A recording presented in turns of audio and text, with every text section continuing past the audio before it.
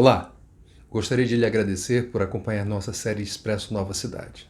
Mas talvez desde que começou a nos seguir você venha carregando uma dúvida. Por que o Expresso se chama Nova Cidade? É bem simples. Essas reflexões são parte das ações de divulgação do projeto de plantação de uma nova igreja aqui em São Paulo, no bairro de Interlagos. O nome dessa igreja é a Igreja Batista Nova Cidade, ou simplesmente Nova. Meu nome é Abner Fortes e eu sou o pastor plantador desta igreja. Se você quiser saber mais informações a respeito dela, fique totalmente à vontade para acessar o link que está na descrição deste vídeo aqui. Não deixe de dar aquela conferida lá, ok? Quem sabe depois de assistir ao vídeo, você não se interessa ainda mais pelo nosso projeto ao ponto de se tornar um parceiro nosso, hein? Se isso acontecer, será uma enorme honra para nós.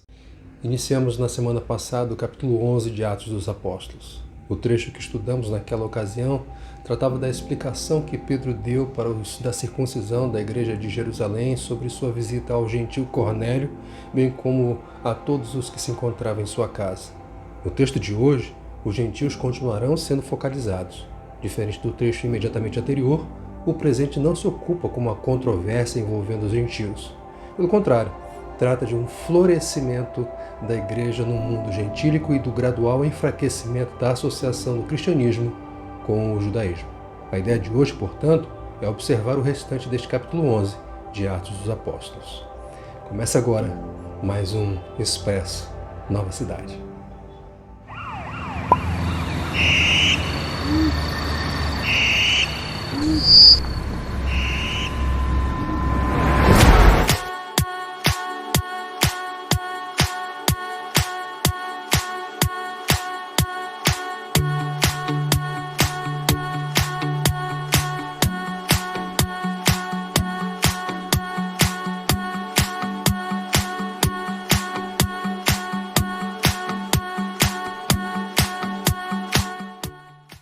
O trecho sob nossa observação hoje é Atos 11, 19 a 30, com destaque para o versículo 26b e c, que diz assim: Assim, durante um ano inteiro, Barnabé e Saulo se reuniram com a igreja e ensinaram a muitos. Em Antioquia, os discípulos foram pela primeira vez chamados cristãos.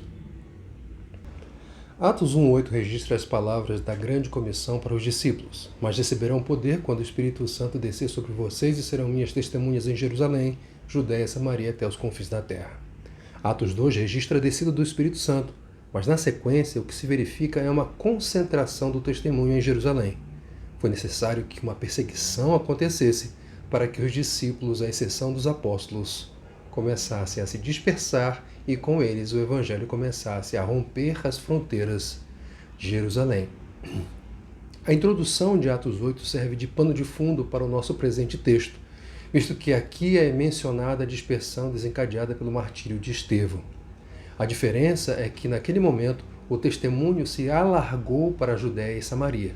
No presente momento, o testemunho começa a dar sinais mais claros de sua reverberação no mundo predominantemente gentílico.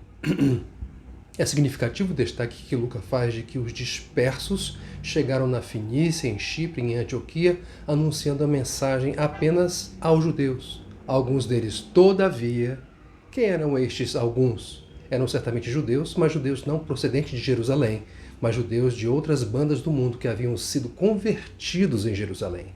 Ao serem dispersos pela perseguição, eles não se concentraram no testemunho apenas para os judeus, mas foram para Antioquia e anunciaram as boas novas a respeito de Jesus, do Senhor Jesus, aos gregos também. E qual foi o resultado? Muitos creram, muitos judeus e muitos gentios. A notícia se espalhou, chegou à igreja de Jerusalém, que enviou Barnabé a Antioquia. Chegando lá, o que ele constatou? A graça de Deus. Em vista disso, Barnabé vai a Tarso e de lá volta com Saulo, e ambos permaneceram em Antioquia por um ano, ensinando a muitos.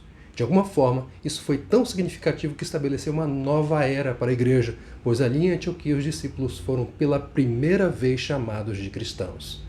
O capítulo termina com a igreja enviando ofertas para os irmãos da Judéia em face da fome que se abateu sobre todo o mundo romano daquela época. O que podemos aprender desse texto?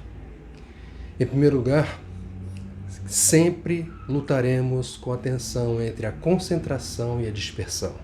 O Senhor não quer uma coisa ou outra, Ele quer uma coisa e outra. Mas nós, à semelhança dos discípulos de Jerusalém, preferimos o conforto e a comodidade.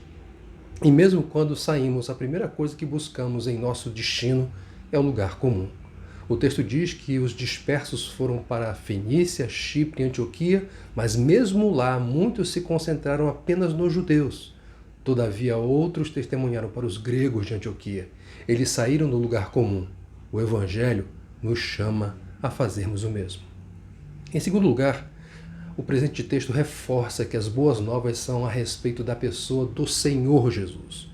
Muito do nosso testemunho se perde em nossas boas experiências, de como a nossa vida mudou para melhor, quando não deveria perder de vista o personagem principal, Cristo.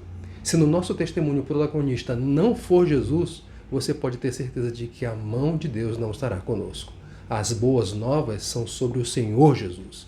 Isso pode parecer óbvio, mas até o óbvio deve ser reforçado. Em terceiro lugar, aprendemos que a presença da graça de Deus torna o cenário propício para o crescimento nesta graça.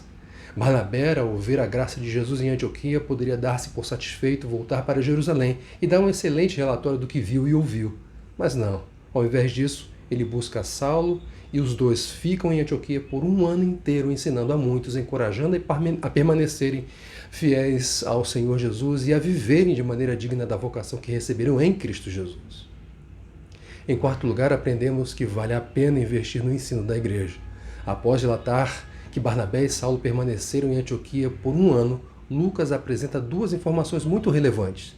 Foi ali que os discípulos foram pela primeira vez chamados de cristãos e foi dali que procedeu a ajuda financeira para os irmãos da Judéia que estavam passando por necessidades. Onde a presença da graça é reconhecida, ali deve haver investimento em ensino e aprofundamento no Evangelho, e isso trará os seus frutos de justiça. Os discípulos de Antioquia começaram a ser chamados de pequenos cristos, e seus atos de misericórdia demonstraram que eles, pela graça de Cristo, faziam jus ao título recebido. Vale a pena investir no ensino da igreja. Que texto, não? Semana que vem iremos estudar o capítulo 12 de Atos. Espero que você esteja ansioso para chegar lá. Se estiver, não deixe de fazer seu comentário aqui, ok? Nos vemos no próximo Expresso Nova Cidade. Combinado? Até lá. Tchau.